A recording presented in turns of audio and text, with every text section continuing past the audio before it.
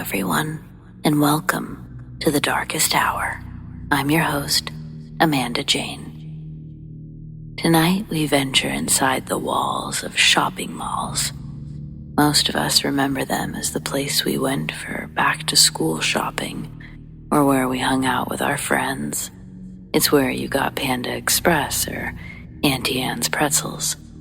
During the day, these places were lively, usually filled with voices and the general shuffle of people. But have you ever wondered what happens when it all shuts down? When the mall goes to sleep? Who and what lingers in these deserted retail kingdoms after hours? It might even seem fun to stay at such a place beyond closing. Explore the space you're so familiar with during the day at night. Of course, being where you're not supposed to be can come with its own risks. Still, it makes you curious. The living souls who walk these halls at night, what stories do they carry? Encounters with mysterious strangers whose intentions remain shrouded in something not quite understood, and others who are a bit more obvious in their approach and appearance. And if they are spirits, what draws them to linger in these modern-day temples of consumerism? Are they merely echoes of the past, or do the spirits of the departed truly remain within?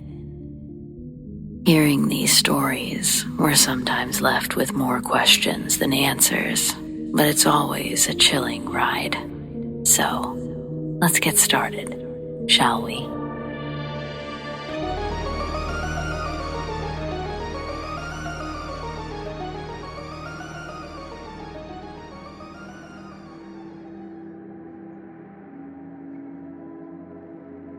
I grew up in the 90s, and my dad was a single parent who worked on an oil rig. Whenever he was gone on a hitch, I would be left with my Aunt Phyllis, who was the manager of our local mall. Her office had a small TV and VCR, which I sat in front of for 40 hours a week. When I got a little older, most of my time was spent in the game room. It was always like a second home, a safe place. I was happy there. As a teenager, my friends and I would leave our bags in my aunt's office while we saw a movie next door. One day, we returned right as Phyllis was leaving, and I had to use the bathroom. She was in a hurry and told us to lock the doors when we left. My friend Kaylee joked that we should stay hidden in her office until closing and spend the night in the mall. Our other friend, Lexi, thought it was a great idea, and I was never great with peer pressure. You know that movie, Home is Where the Heart Is, the one where Natalie Portman gets knocked up and lives in a Walmart? Yeah, that's why they wanted to stay there. Anywho, we called our parents and said that we were staying with someone else, locked up, and stayed quiet. The security guard rattled the door as he walked by, but that was it. We waited an hour after closing just to be sure everyone was gone. The stores were all locked up, but we had the run of everything else, including the giant jungle playhouse that was usually overrun with kids. We were climbing to the top of the slide when Kaylee screamed and pulled Lexi and I below the side rails. "Someone's still in here," she whispered. By then, we had been in there for over a half an hour, and we were being pretty loud, and it wasn't that big of a mall. If someone was still inside, they knew we were there. I stood up to speak with whoever she saw, but no one was there. It didn't make sense that one of the janitors would run from 3 16-year-old girls. We got worried that they might have preferred waiting for the police and decided to leave.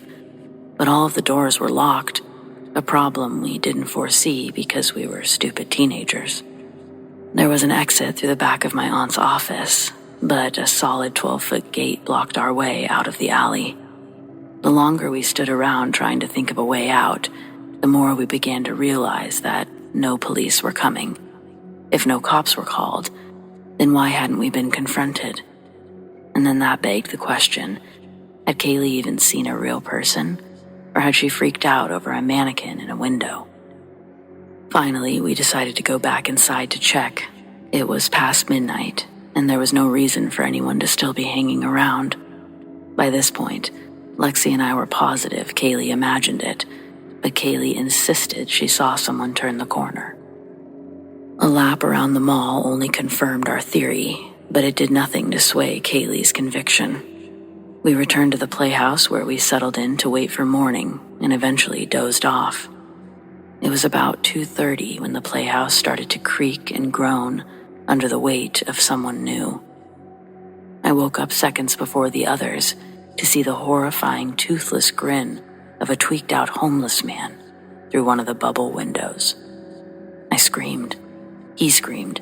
Kaylee and Lexi screamed, and we all continued screaming as we scrambled out of the playhouse.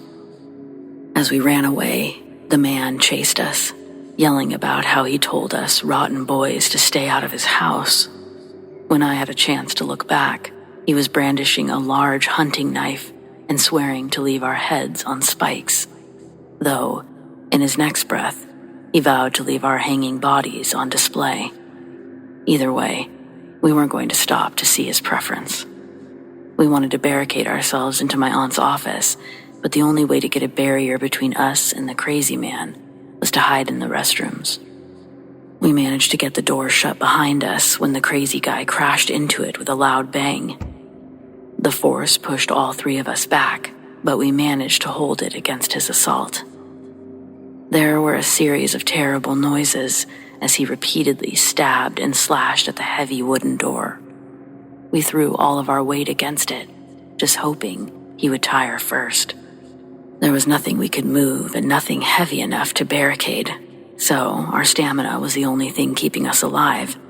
It's amazing how fast the police turn into allies when your life is truly in danger.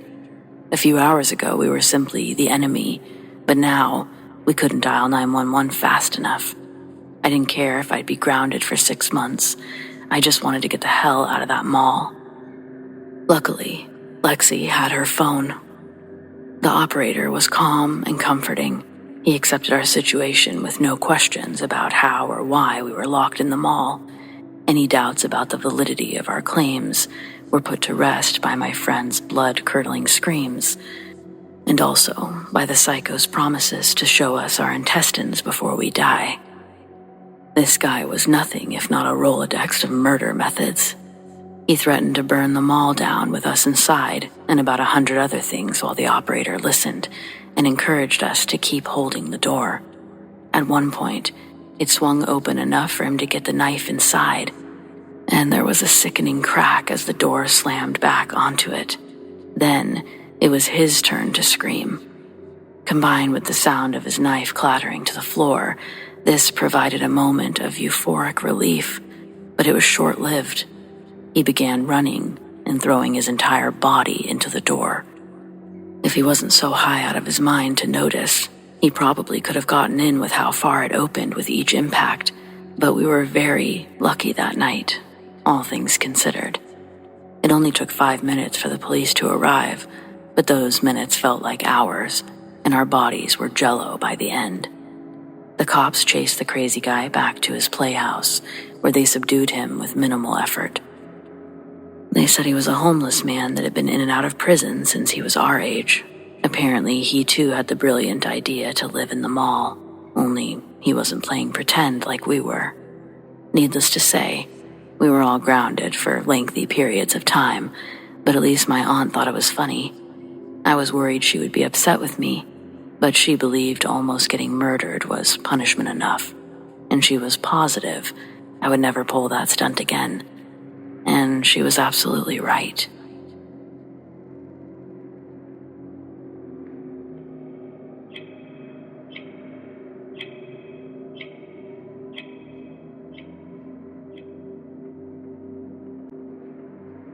When I was in high school, my dad worked for a company that would give out Indiana Pacer tickets at the Gamebridge Fieldhouse. The tickets allowed us access to the company suite, and that's the first place we went after parking.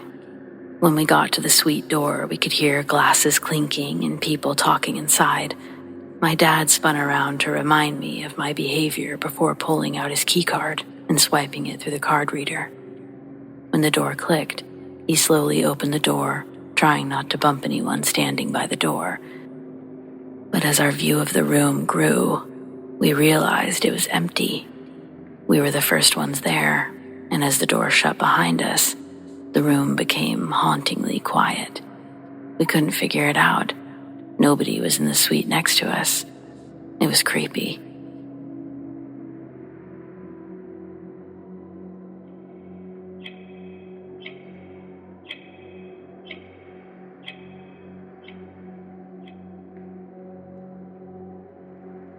A few years ago, I was at a mall by myself, shopping for some sheets for my new queen-size bed. I was on the third floor of JCPenney's when I nearly ran into a middle-aged man while turning around to go back down the aisle I'd just been down. Whoops, just a weird thing, right? Well, I said sorry, and he was silent, but his eyes went wide, a little weird. So I kept looking at, examining, and feeling different sheets. Then I saw that the same guy was down the aisle also looking at sheets, but not really looking at them. It seemed odd. I intentionally moved to a different section that had nothing to do with bedding, and wouldn't you know it, so did this beak-faced middle-aged dude. Now alarm bells were going off. I moved towards the section by the escalator and started looking at what couches they had. Now this was the third floor of a department store, but the mall only had 2 floors, which meant to get out of the store, I'd have to go down this one and only escalator. And when I looked across, the creepy guy was standing right next to the escalator. Now he was pretending to look at some plates, but once again, he wasn't actually looking at them. He wasn't picking them up or looking at prices, etc. Now I was sure of it. This guy was following me. I'm a tall blonde, and I was by myself, wearing a yellow shirt. I was probably easy to follow around the store, except that I'm really observant, thankfully. I sat on the couch and pretended to read my phone, all the while actually watching this guy. After 5 minutes of him doing the same fake shopping, I was sure that I was right, and he was actually just standing by the only exit, hoping to follow me down, around the mall, to the parking garage. Who knows what? A girl in my hometown had been kidnapped and killed in a very similar manner a few years ago. Also from a nice mall in a good part of town. With that in mind, I quickly got up and bolted to the opposite side of the level, where I had seen there was an employee booth for them to cut fabric for people. I walked straight to the front of the line and said, "I'm sorry to interrupt, and I know this is weird, but a guy's been following me around the store and pretending to shop, and now he's camped out by the only exit." They sent someone from the hardware department to talk to him and reported back to me that I was right, that this guy claimed he wasn't looking for anything specific and didn't want help, even though he'd been standing in the same spot for 10 minutes now. Luckily, mall security was able to take me down a freight elevator in back of the store, all the way back to my car. I kept turning randomly on my way home just to make sure I didn't drive straight back home and to check that no one was following me. When I got home, I immediately looked at the sex offenders registry to see if any guys in the area looked like this guy, but he wasn't there. Then I felt guilty that I hadn't called the cops because this guy clearly had creepy bad intentions, but at the time, he wasn't technically doing anything illegal. Still, I know he had terrible intentions for me one way or another. I know I was lucky to remember the girl from my hometown, how she didn't notice a guy following her around a mall, and to have realized for myself what was going on with that creep. I never really go shopping by myself anymore. I also still keep a lookout for any criminal cases involving this guy, because I'll always remember his face.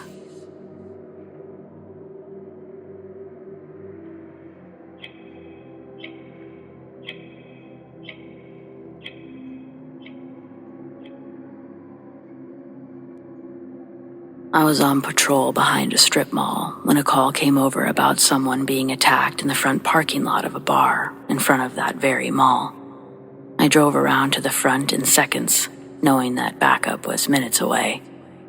As I pulled up, one man had a long iron pole in his hands. It was raised up as if he was ready to strike another man on the ground with it. The other was looking up at him with his hands up, apparently defensively. This was before tasers, and there was a huge crowd surrounding this tableau. So, even though this looked like a deadly force situation, I decided not to draw my gun. I literally walked right up to them, and using my voice of command, I told them to drop the pole. The man holding the pole started to say something, but I told him again in a tone of voice that could not be mistaken or argued with, that he needed to drop it. And he dropped it. I kicked the pole out of reach under a car and stood myself directly between these two men when just moments ago it appeared that one was ready to kill the other. I told both of them to say nothing and to stay still until the other officers began to arrive. From a purely tactical standpoint, it was probably the stupidest move I ever made. I knew nothing about these two men, or why they appeared to be ready to kill each other. I had no idea who in the crowd was on which side, if either, and here I was standing arm's length from both of them, dominating and controlling a potential deadly force situation, with nothing more than a fearless officer presence.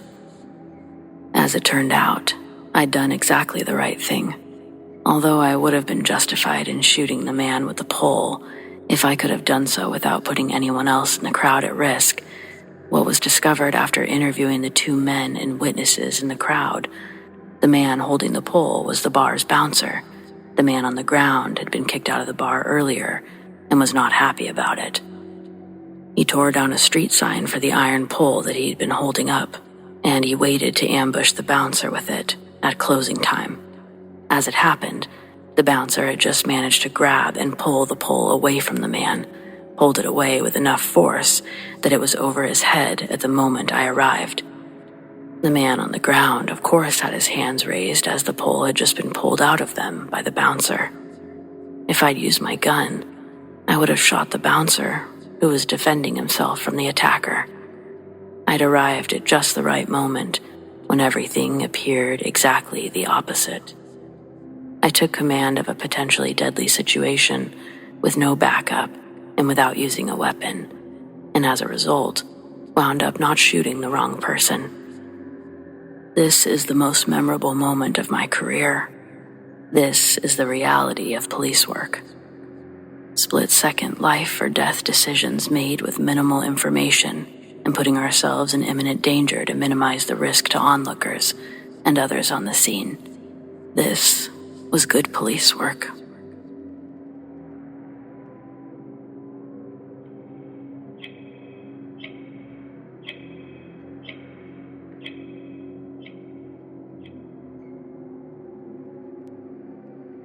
Many years ago, I had a job cleaning floors overnight on the graveyard shift once the business closed. The owner of the cleaning service had contracts with the stores like Kmart, True Value Hardware, and a few other retail and department stores. Normally, it was just 2 or 3 guys to a store, depending on the size of the store. True Value, for example, was small, so there'd only be 2 guys assigned. There was a running joke about how scary it is to be locked inside the store, all alone at night, and you don't want to ever experience it. People really seemed to feel this way about the Kmart. I would hear stories of people hearing voices or jokes about it, but I never thought much more about it. Every time I reported to where I was assigned, there was always another guy or 2 there. There were never any issues for me. Well, one night when I reported to where I was assigned, the Kmart, I was told the other 2 guys had called out, so I'd be on my own. I wasn't a bit scared at all. I didn't really think about it. That was until about 10 p.m., when all the Kmart employees had left and the last car rolled out of the parking lot. And so I was locked in the store, alone. I soon realized what everyone meant about how scary it is to be locked in a store this big, alone, overnight. I immediately started hearing noises. I for sure tried to brush it off, but I swear that sometimes it sounded like actual voices. Things like, "Hey," or Yo. I realized every little noise was causing me alarm. What was that? Who's there? Hello? The entire night you think or you feel like someone's there. I called out hello several times even though I was sure I was alone. The worst part was going into the dark warehouse for supplies. Dead silence. But then you hear a noise. I went to the hardware section at around midnight, and I stuck a hammer in my back pocket for protection. I was convinced that someone was in the store with me this time. By 2 a.m., I was in the sporting goods to grab a baseball bat. I never had to use these things, but I sure felt good carrying them around. It was a huge store, only me inside, and I was locked in. Dead silence. I remember constantly checking the parking lot just to see if someone had arrived or something. The noises going constantly, especially the ones that sounded like voices. They made my imagination start running wild. I was never so happy to see the sun come up and get the hell out of there. I for sure think everyone is onto something. That Kmart was haunted. I can't say the same for True Value, though. That place was pretty boring, and definitely not haunted.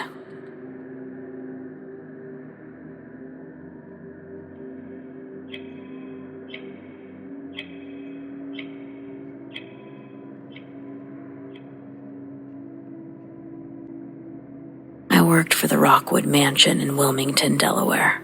It's a museum, and around here everyone knows it's believed to be haunted by the spirit of Joseph Shipley, the original owner of the mansion. I can attest to hearing unexplained footsteps, doors opening and closing on their own, all during my time working there. Some staff claim to witness the apparition of Joseph Shipley himself, dressed in his signature attire, walking through the halls of the mansion. Though I never saw it myself, I don't have a hard time believing it. Once, as a coworker recounted their experience seeing Joseph, there was a sudden and obvious drop in temperature. I knew there was no logical explanation for a change in climate. We stopped talking about Joseph, and the room's normal temperature was restored. You'll have to decide for yourself if it's haunted or not. I do recommend a visit.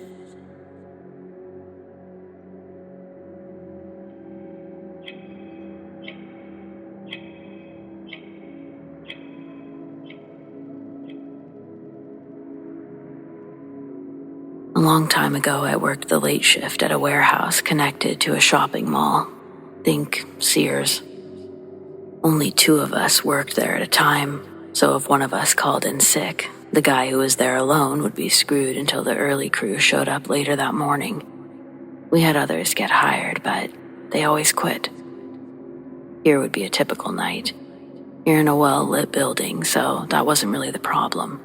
It was the things that you would see.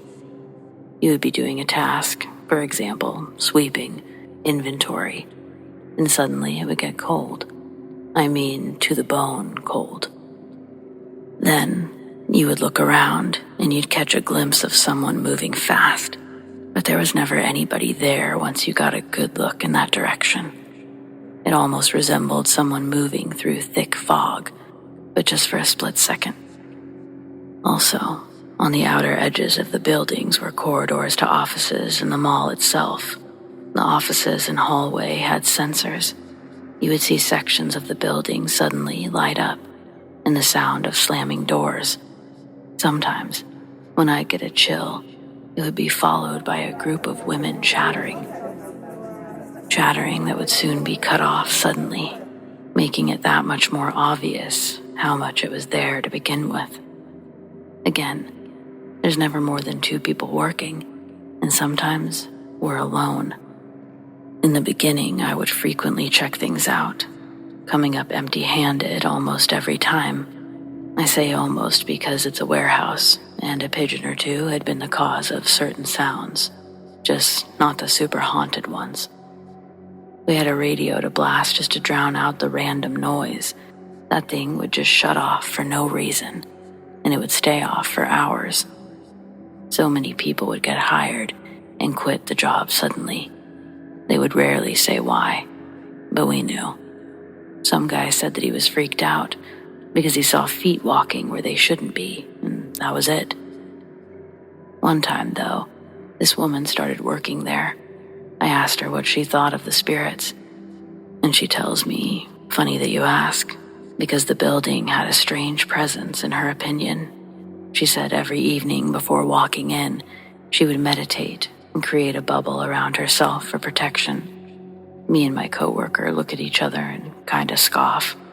Though we'd experienced some stuff, I guess we were still just assholes with shit to learn. She was nice though, so I asked her to walk towards the part of the building that always felt the most off to her, gave her the creepiest vibes. Her turn to scoff. She basically said that she would do one better. Then she started meditating, just sitting in the middle of the ground in total silence. We stood there sort of unsure what to do. She stayed sitting for a while, but quickly hopped up and told us to follow her. We stood near the back door, closest to the parking lot, an area where I frequently saw shadows or glimpses of something moving quickly. She says that the parking lot is a staging area. Still, I never quite figured out if that was an official term or what it meant, but it stuck with me. She said that there were a lot of spirits there. They were looking for the light to move on to the next, but some didn't want to go. She adds that while meditating before work, she'd sometimes point to where the light was, and some spirits followed. She said if we were really bothered by the activity, we could ask the spirits to leave, saying it would just take some extra time and effort. So we basically just let her do that while we stood around. That girl ended up quitting because she got a better job, but for a few months we never heard or saw anything at night. For a while there, I just didn't even worry about it, went about my business. Then, a few months later, I was closing up, locking the doors just opposite of the one facing the parking lot, when I caught a glimpse of someone moving to the left. Then, I saw one of the very back sensor lights turn on. Sure enough, the sounds and sights returned, and I went back to the same routine. It was crazy stuff. Left the job probably a year and a half into it. This was over 10 years ago. But it still manages to be one of the more interesting, if not kind of scary, experiences I've had while on the job.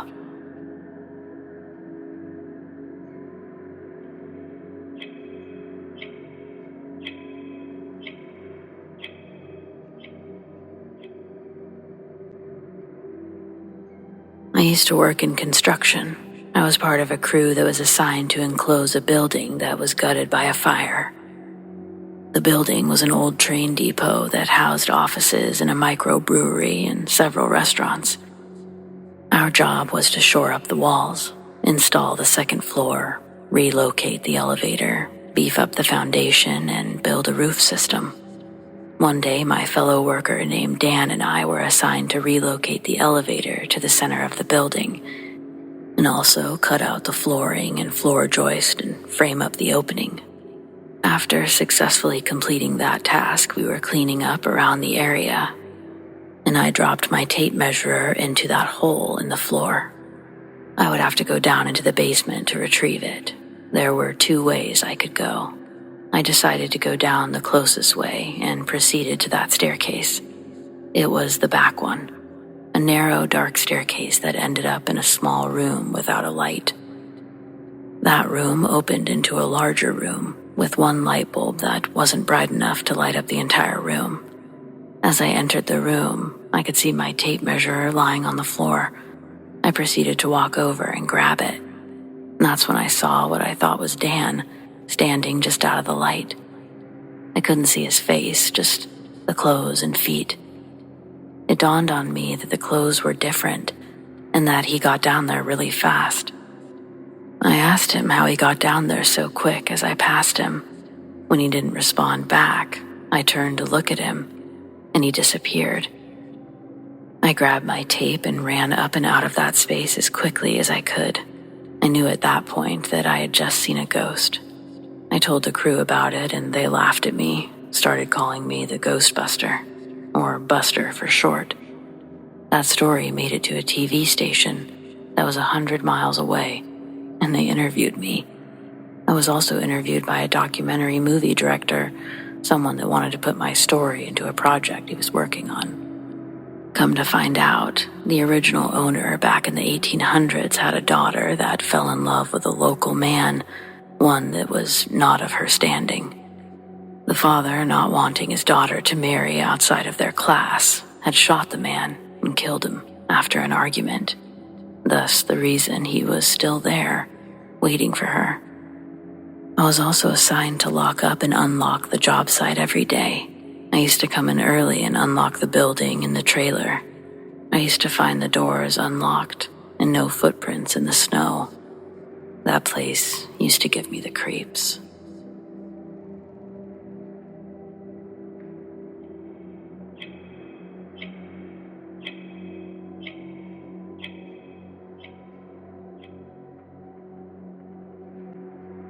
So this is sort of a strange story, but since I can't stop thinking about it, I thought I'd share it with you. I've heard of doppelgängers, mainly the forms of fiction or an innocent joke. Though in my 43 years on this earth, I've never had someone tell me that I so much as look like someone or resemble someone. I've been living in this neighborhood for almost 15 years, and as a result, I know just about everyone in town, and likewise, they know me. However, the last 2 weeks have been strange in that several people, whom I don't know, have mentioned knowing my doppelganger. The first instance, I was standing on a busy downtown street corner, waiting for the light to change as I headed to a doctor's appointment. A woman approached me and asked if I had decided where we were going to have lunch. I looked at her and said, "I don't know who you are. Why would I be going to lunch with you?" She told me to stop joking around, that we would have to find somewhere to have lunch quickly, as she had to get back to work. She would not believe me when I said I didn't know her, so I pulled out a couple pieces of identification, and I showed her I was not who she thought I was. She was shocked. Apparently, I was her brother. Exact same looks, clothes, and mannerisms. She also said her brother was a joker and that this was the type of stunt that he would pull on her for a laugh. She looked at me suspiciously, even though I had proven my case. She asked if I could stay with her until her brother arrived. I really wanted to, but I had to go to a doctor's appointment, and if I hadn't gotten moving then, I'd be late. In retrospect, I wish I would have stayed to meet the guy. Maybe less than a week after that appointment, I was approached by yet another woman I didn't know. This time I was standing at the bar of a place that I'd only been to a couple of times. I had my beer, and the plan was to watch the rest of the T-Birds game before heading home. And that's when this woman approaches the bar. She didn't ask me anything at first, but I could tell she was looking at me. And then she just casually said, "Hey." I greeted her, but I could tell she thought she knew me. After standing for a moment, she says, "I can't believe you're not going to say anything about last night." She was angry or frustrated. I looked at her confused and asked her, "Is it possible you're mistaking me for someone else?" She scoffed, told me to stop fucking around. I went to grab my ID from my wallet, fully prepared to prove my case yet again, but before I could, she grabbed my beer and splashed it in my face. What the hell? By the time I could see again, she was gone. The bartender was looking at me like, "Damn, what did you do, dude?" I asked the guy, "Who was that woman?" He laughs. Apparently, he thought I was kidding. So, another case of severely mistaken identity. Leaving the bar that night, I was honestly a little on edge. It was fine when I was innocently mistaken as someone's brother, but now this doppelganger is really pissing people off, and I'm somehow getting the brunt of it all. That was the last experience I had that jolted me, but evidently, this man, my look-alike, lives in the town I work in. I noticed as many people have started to greet me as him, so I know that his name is Dean. "Hey, Dean." What the hell does one say to that? I've gotten to the point where I just ignore them. which maybe that's not a good look for Dean, but as far as I'm concerned, this was my face first. My town. Like, where did this guy come from? Why do I feel like somehow I'm being erased? To this day, I've never met him. And honestly, I don't really know if I want to.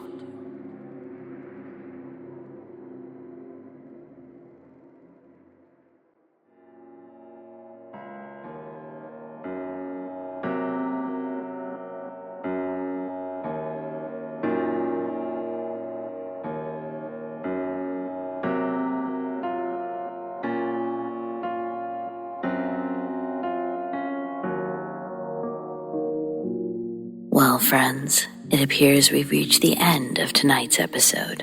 Thanks for joining me. Whether it's your first time or you're a regular, your support means the world over here. We've got brand new episodes every Friday night. Keep those eyes open long enough for those deep sleep videos, and of course, double features. Subscribe, tap the bell, and you'll never miss a thing. Big thanks to those who shared their stories, and a huge shout out to all of my patrons whom we appreciate so very much.